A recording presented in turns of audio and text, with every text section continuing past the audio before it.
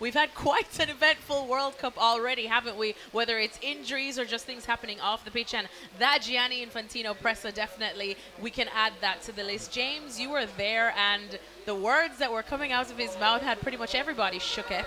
What was the reaction for all the journalists there?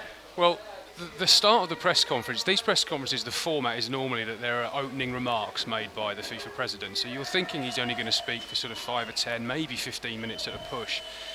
But he gets through 15 minutes, he gets through 20 minutes, he gets through half an hour, he gets through 45 minutes, and we get to an hour-long monologue that was remarkable. I mean, it was as if he'd stored up all of the issues and anger and resentment that he'd had over the last few weeks and months, listening to all the criticism about FIFA, about himself, about Qatar as a country, and he decided he wanted to set the record straight, in his view, with just an astonishing rant, really, delivered and aimed in all sorts of directions. I mean, I think in the room, I think most European journalists, Western journalists, mouths were dropping, jaws were dropping over it.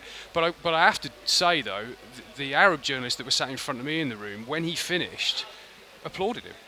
Yeah. So there are two different views here, but overwhelmingly, I think the vast majority of people just thought, this was almost like looking at a new Sepp Blatter.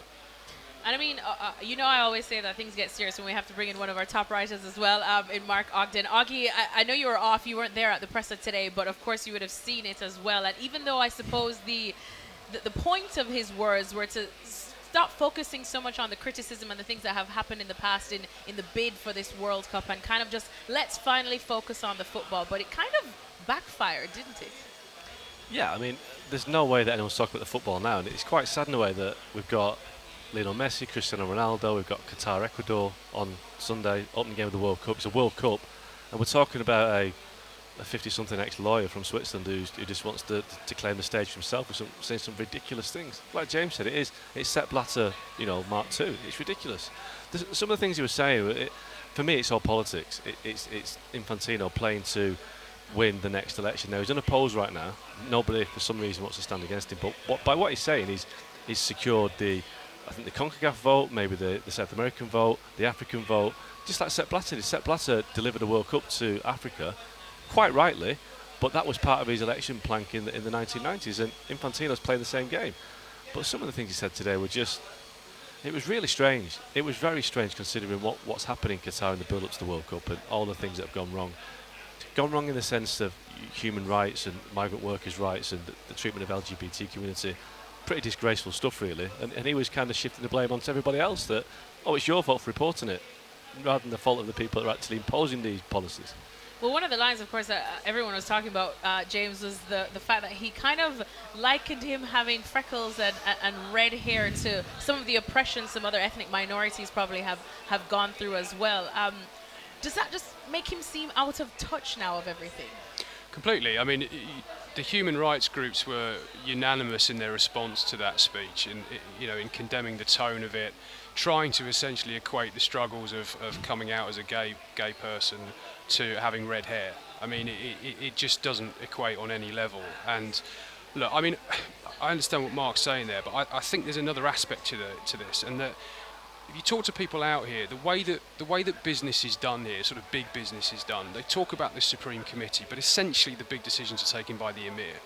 And for the last sort of 4 or 5 years, Gianni Infantino has developed a very close relationship with the Emir in an effort to bring FIFA and Qatar closer together, more closely aligned, so that they can deliver a World Cup that satisfies both aspects, bearing in mind that this is the first World Cup in a Muslim country in this part of the world.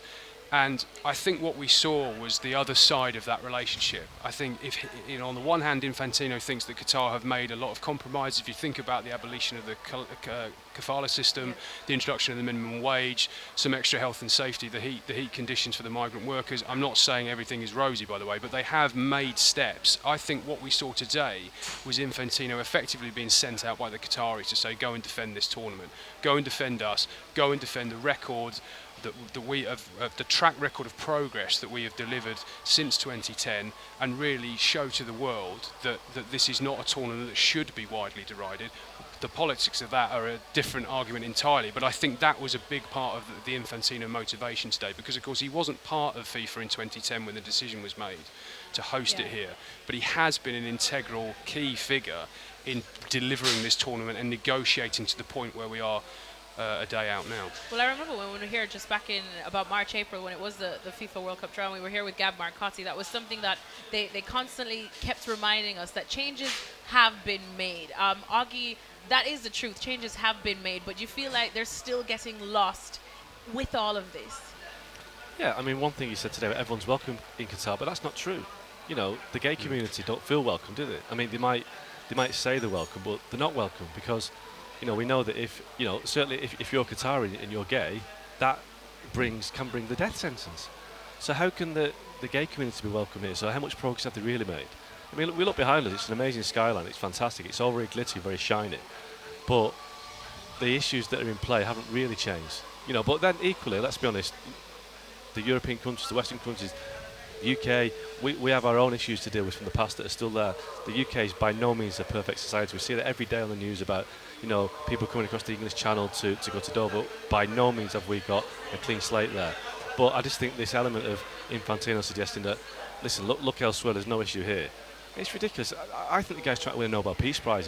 Some of the things he's saying about it, it's just, look at me, aren't I great? I've done this, I've changed this, I've encouraged the Qatari to change this.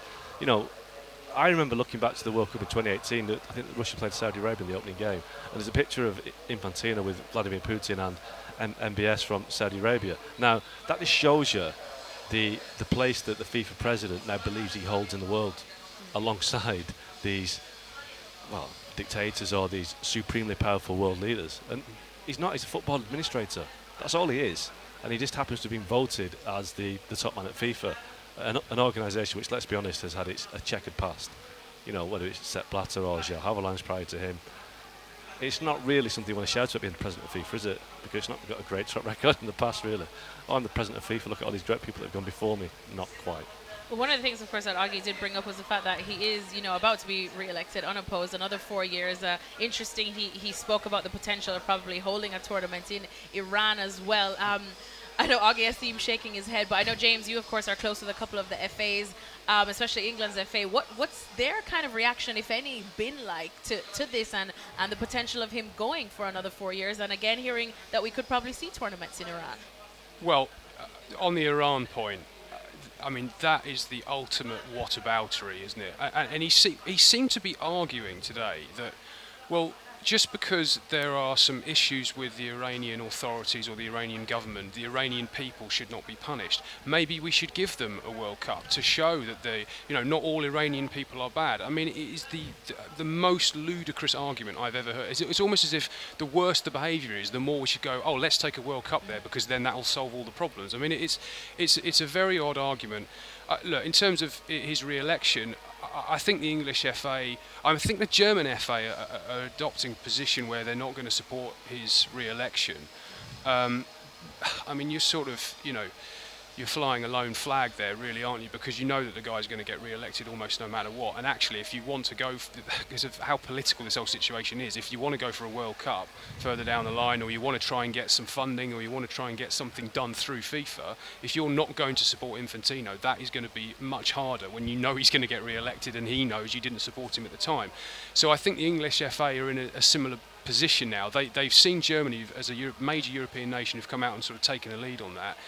The questions are now going to be asked about whether they can, in all conscience, support someone who is clearly quite happy to effectively, sort of gloss over all of these major issues, or try and just say to people, look over there, this is all fine, look over there, which is just not an answer and not a way of engaging and tackling these problems. And let's be honest, having a working relationship with Infantino has not exactly helped the FA, because they haven't got a chance to World Cup in 2030. They pulled out of that bid, the British Isles bid, because they're basically told that nobody wants the British Isles to win it, nobody wants England to win it. So being close to Infantino, supporting Infantino, has been pretty worthless for the FA. And I think if the German FA had been strong enough to come out and say we're not supporting, the English FA are a very powerful FA.